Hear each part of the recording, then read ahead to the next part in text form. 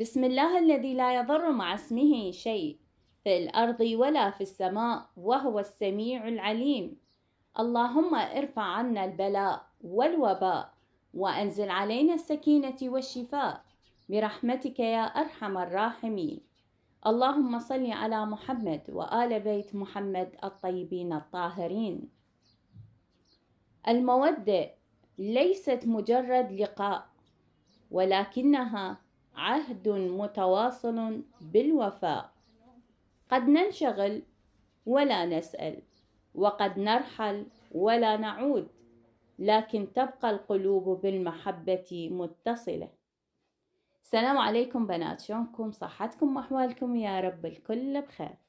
طبعا باقين ومستمرين نجمع وياكم الألف بالقاصة حتى نشتري بيها الأشياء المحتاجيها للبيت.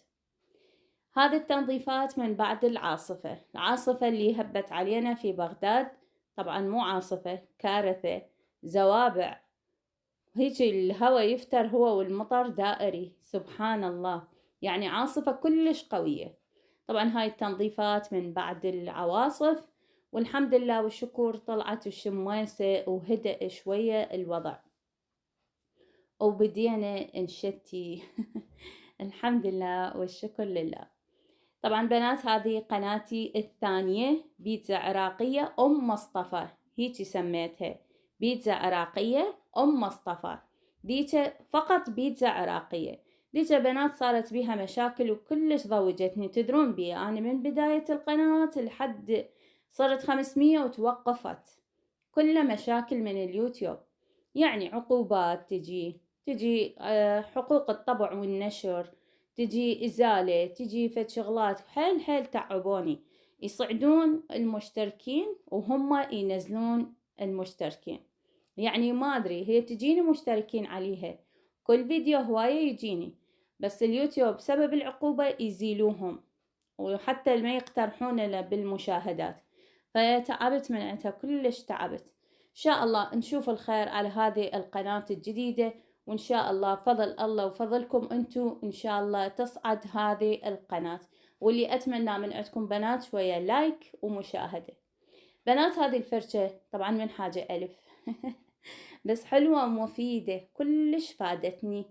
أول شي بتنظيف القنفات، تنظيف البطانيات. اكو بطانيات كبار ما نقدر نخليها هذه بالغسالة، فأخليها وأغسلها بهذه الفرشة، هاي تكون ناعمة. للزوالي اللي قماشتها فرو أو قديفة حتى لا تتزلق بالفرشة الخشنة، غسليها بهذه. بس أكثر شي هسه حاليا فايدتني بالقنفات، كلش مفيدة. يعني شوفوا، خصوصا القنفات اللي خامتها مثل القديفة، يعني هسه هذا عندي قديفة، فتدخل أماكن، هم هاي أماكن الزاوية مال القنفة تنظف، تشيل أتربة هواية، تشيل بقى الأتربة اللي شالتها. يعني كلش مفيدة وفادتني. هي حاجة ألف، والله هاي حاجات الألف وحاجة ربع يفيدن. بس شنو إذا بقينا واقفين يمه بالحاجة ألف، يعني أنت وال50,000 تطير. كل حاجات نريدها، كل شي موجود الحاجة ألف نريده. الحمد لله. طبعا اليوم أول فيديو بهذه القناة الجديدة، وبديناه بالروتين والتنظيف والإفراش الشتاء. إن شاء الله نبقى مستمرين بيها، ويا رب ادعولي التوفيق على هذه القناة، وما تجيني لا عقوبة ولا يجيني أي شيء. ضجت من اليوتيوب بسبب العقوبات. طبعا كان القرار النهائي إنه أني أترك اليوتيوب، وفعلا يعني أنا قررت إنه أتركه بسبب الإحباط النفسي اللي أذوني به هذول اليوتيوب. فالبيت هم ما قبلوا وقالوا هاي هي بعد تركي، انتي صار لك 4 سنوات، شنو اللي حصلتيه من القناة وشنو اللي جبتيه؟ مجرد تعب بتعب، فانتي التعبانة بيها تركيها. والله يا بناتي يعز علي اكو صديقات عرفت عليهم من خلال القناة، من خلال اليوتيوب، تعرفت عليهم وصاروا يعني أصدقاء مقربين إلي، تعلمت عليهم وتعلموا علي، وحاليا متابعين هم اللي وياي صارلهم 4 سنوات، مو شوية. يعني أنا أحسها ما أقدر ما أقدر يعني أعوف صديقي وهيك شي، ما أقدر. 4 سنوات تعويد. بس الحمد لله والشكر، يعني قررت بعد، قلتها هي أشوف حظي بهذه القناة إن شاء الله، وافتتاحية خير. آمين يا رب العالمين. طبعا وراح يبقى محتوى القناة مثل القديمة، هم روتينات وهيك شي، قصص وعبر، نطلع أشياء مفيدة. ما أحب هذه الأشياء بعد تعرفون هذا اليوتيوب مليان تحشيشات، ما أعرف شنو، حشاكم مزعطة. ما هاي القنوات لا تخافون عليها، تصعد هيك قنوات يعني تفاهة سفاهة ما أعرف شنو. هذا يشوفون حتى التفاعل عندهم بالملايين. لكن أكو قنوات محترمة وتقدم فد شي محترم، وممكن المقابل يستفاد منه ولو بكلمة. حتى لو كنا نقرأ قصة، لكن هذا القصة ممكن ناخذ من عندها العبرة، ممكن آخذ من عندها الدرس، ممكن آخذ فد أشياء من هذا المحتوى الحلو مع القنوات. هواية محتواها محترم وهادف في نفس الوقت. بس هاي هو احتمال اليوتيوب يريد هيجي الوضع يصير، للتفاهة وللسفاهة، يصعدون القناة ويصعدون ترند. قنوات ماشية عدل ومحافظة، هاي يهبطوها ويوقعوها حتى ما يصعدون اقتراح نهائيا. قبل كانت تصعد قناتي بالاقتراحات، بعدين بدأوا ما يصعدونه. وأغلب القنوات هيجي ترى، مو بس أني، ما يصعدون اقتراح. الاقتراح هو اللي يصعد القناة. واللي أتمناه منكم بنات إن شاء الله تخلون اللايك حتى يصعد الفيديو على الاقتراحات إن شاء الله. إذا وصلت 1000 مشترك حينفتح عندي المنتدى، وإن شاء الله نجر عدل والقناة بعد ما تسوي لي عقوبة توبوني. يلا الحمد لله والشكر. فمحتوى القناة يعني حيبقى نفس ما هو، روتينات وقصص وعبر.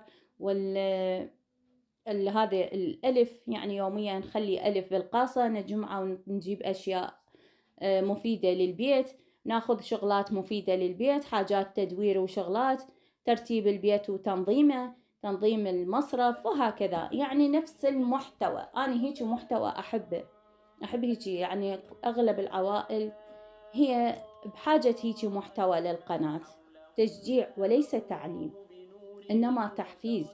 يعني اليوم ماكو وحدة ترى ما تعرف تطبخ، ما تعرف ترتب، ما تعرف تسوي. هاي الأشياء كلها إحنا متعلميها، وكل إحنا يجوز بنية 14 سنة ممكن تسوي هذه الأشياء اللي إحنا جاي نسويها هسه بقنواتنا ونقدمها. بس هو من باب التحفيز، من باب إنه نتشجع، واحد يشجع الآخر. هذا الباب التحفيز كلش حلو إنه يعني ينطينا طاقة إيجابية، يخلينا انطلاقة جديدة للأمام. والحمد لله والشكر. وإن شاء الله إحنا باقين على نفس المحتوى، ما راح أغير محتواي، لأن أنا محتواي أريده هادف، ما أريد تفاهة وسفاهة وما أعرف شنو، وتعالوا طلعنا وإجت خالتي وإجت عمتي وإجا ذاك وراح هذا فلانة طلقت. هاي الأشياء السوالف يعني أحسها تافهة ويقدموها يقدموها كمحتوى يقدمونه. فأكو أشياء يعني غير لائقة وغير مفيدة. فالحمد لله إحنا إن شاء الله نبقى على نفس محتوانا. طبعا أكو اقتراحات جتني من المتابعين، قالوا مصطفى غيري اسم القناة وغيري شوية من المحتوى. وقسم قالوا لا مصطفى احنا عرفناك على هذا المحتوى وعرفناك على اسم القناة فأبقي عليها. طبعا أنا أخذت الآراء الأكثرية، قالوا أبقي على اسم القناة، وفعلا بقيت القناة على اسمها، لأن صار 95% تقريبا اللي طلبوا مني هذا الشيء. 25% قالوا لا غير اسم القناة وغير المحتوى.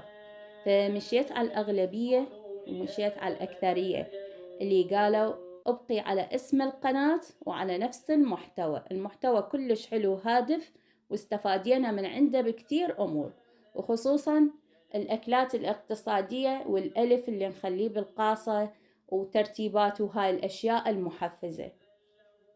طبعا مشيت على الأغلبية، وأعتذر من باقي البنات اللي طلبوا أغير اسم القناة. أنا 4 سنين معروفة باسم بيتزا عراقية، فهسه حاليا قناتي سميتها بيتزا عراقية أم مصطفى، حتى لا تتيهون بنات. بيتزا عراقية أم مصطفى، من تكتبوها باليوتيوب تطلع لكم بيتزا عراقية أم مصطفى، أو شاركوا الرابط مالتها للأهل، للأقارب، للمعارف. المتابعين القدامى يجوز أكثريتهم ما شافوا القناة الجديدة، فالحمد لله والشكر لله. طبعا فرشنا الفرش الشتوي، أول شي شتيناه هو الاستقبال. طبعا الاستقبال لازم تكون نظيفة وفرشها نظيف، وأني كنت مطلعة فراش الشتاء وشارته فوق، شمسته على أساس أطلعه وأشمسه ومن بعدها أفرشه. فمطرت علي الدنيا، ومطر مو طبيعي، يعني تنقع كأنه مبصنته ومنقعته. قسم من عنده طار ووقع بالفرع مالتنا وقسم تنقع ووقع على السطح. يعني هذا تعب زايد علي، فهذا الأسبوع أنا خلصته كله تنظيفات في تنظيفات، كلش تعبت يعني، حتى مبين من صوتي تعبانة. فبقى اللي الحمد لله لما ينشف وأفرشه. ففرشنا اليوم أول شي هي الاستقبال، شتيناها والحمد لله. أو كل الهلا بالشتاء، أنا من النوع اللي أحب الشتاء وأحب الأمطار، بس مو بهيجي أوقات، مو بهيجي ظروف، يعني عواصف رعدية وزوابع وما أعرف شنو. قمرية مال بيتنا جت تطير وطير لي الفراش كليته. لا، مطر خفيف حلو، ريحة المطر، ريحة الزرع، تحسون الأجواء نقية بالعطر مالتها، بالريحة مالتها، الأجواء كلش حلوة أجواء المطر. خصوصا إذا العائلة كلها ملتمة على الصوبة، والصوبة عليها الشاي الله، وإذا مسوين خبز بالدهن مثل هيك بوتيتو ونطق عليها البيض والخبز وقلاصة شاي، ماكو أروع منها. يعني أنا أحب حتى هذه الأكلات البسيطة كلش أحبها. فأحب لمة العائلة، كل إحنا على الصوبة، كل إحنا قاعدين والله، والأجواء الحلوة الممطرة الدافية، وتشوفون التلفزيون وبأفلام كرتون أيام زمان. هذه الأجواء افتقدناها صراحة. صراحة إحنا محظوظين، إحنا جيلنا كنا محظوظين، لأنه عشنا هذه الأجواء اللي هسه نتكلم عنها وصارت قصص وسوالف. أما هذا الجيل مسكين ومظلوم، هذا الجيل جيل الإنترنت، جيل الشغلات الإلكترونية، فما حسوا هذا الإحساس الدافي، ولا حسوا بهذه النعومة والحنان اللي حسيناها إحنا. هذول كل شي ما شافوا، هذا الجيل نهائيا ما شافوا شي قبل على الإنترنت. يعني من الطفولة تشوفينه عمره 4 سنوات 5 كأنما واحد كبير، يلعب بوبجي، يلعب لودو، يلعب ما أعرف شنو وهو صغير. ما يعرفون شنو أفلام كرتون، ولا يعرفون شنو هذه الأفلام التعليمية، أفلام كرتون مال الأطفال، كل شي ما يعرفون. كل هذا انحرموا من عندهم. لكن إحنا اللي عشناه، إحنا اللي حسينا بهذه الأجواء الحلوة، حسينا حتى بدفو بيبياتنا قبل. هسه ماكو بيبيات ترى. هسه وحدة تيجي تقول شنو ماكو بيبيات؟ هاي حقيقة حبيبي، ماكو بيبيات. بيبيات قبل، هاي ام الشرغد هيجي على راسها، والحنية والكلامها الحلو باللذة، تحسينها تجنن. يعني من كلامها تحسين بحنيتها، بطيبتها، بطيبة قلبها، على فطاريتها. هسه ماكو. البيبية هسه حاليا بعد هي شابة وتلعب لودو وتلعب ما اعرف شنو، وهي عندها احفاد. فهذول هذا الجيل ما شافوا لا حنية الجد والجدة، ولا شافوا حنية العائلة ولمة العائلة والدفو، ولا تعلموا من افلام كرتون. كانت افلام كرتون قبل ابسط شي كانت سينان، اذا تعرفونها افلام كرتون سينان، افلام كرتون ساندي بيل، هاي كانت تعليمية كلها، هذه كنا نتعلم منها. سينان ايش كان يسوي؟ كان يعلم الخير، يقول له ازرع بالخير، ازرع تلقي خير. فكانت حتى افلام كرتون تعليمية. افتح يا سمسم كانت تعليمية، رغم بها هو مخصص برنامج للأطفال وهذه، لكن تعليمية. علمتنا هواية أشياء، علمتنا الصح من الغلط، علمتنا المبادئ، علمتنا القيم، علمتنا محبة الجار ومحبة الأخ. هاي أفلام كرتون هسه حاليا أنا الصراحة أتخبل منها وما أحب أولادي يباعولها، كلها حروب، واحد يقتل الثاني ويجيب سكينة ويضربه. زين هم هذولي أطفال، انتم شلون تخلون هيك أفلام كرتون إلهم؟ هذا حيتعلم. فاحنا جيلنا يا بنات أحلى من هذا الجيل، وأنقى وأطيب وأطهر من هذا الجيل وهذه السنين التعبانة. سنين هذه رغم التطور، رغم أنه وصلت الناس إلى مراتب بالحياة، إلى درجات وصلت، بالإضافة إلى التكنولوجيا اللي حاليا يعني هي ما أعرف إيش خرجت من جيل هاي التكنولوجيا الجديدة.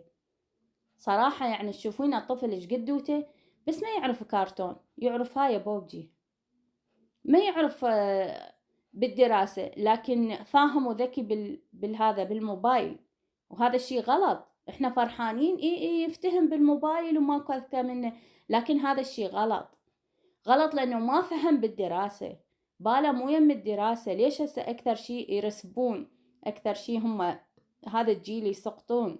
ماكو هذا الجيل، ما عندنا تخرج، منو اللي تخرج؟ فملتهين بهذه الاشياء الالكترونية بالموبايل، بهذه اللعبات الجديدة الإسرائيلية اللي نزلت. فما يعني هذا الجيل كل شي ما يفتهموا من حياتهم، كل شي ما بيفتهمين. وأنا أسميهم جيل الخفافيش، لأنه بالنهار نايمين وبالليل سهرانين على هاي الألعاب وعلى الموبايل وعلى هاي مواقف تحشيش وما أعرف شنو، مواقف تافهة. فهذه المقاطع كلش تعبانة، تعبت الشعب، تعبت الجيل، تعبت الشباب وبالذات الأطفال. هو هذا الهدف، يردون يتعبونهم عقليا وأخلاقيا. فاللي يشوف حاله ساعتين 3 أكثر والله يوم كامل هم على الموبايل، فتشوفوهم يعني حتى تركيز ما عنده، كلام ما يعرف يتكلم لغة الانترنت، يتكلم لغة الموبايل، ما يتكلم الكلام الصحيح واللي هي اللغة مالتنا، اللغة العربية، أو شغلات يعني يتعلمها من الأهل من المجتمع. فهذول جيل الخفافيش اللي الليل كله سهرانين ونهارهم كله هم نايمين وما يعرفون ليلهم من نهارهم.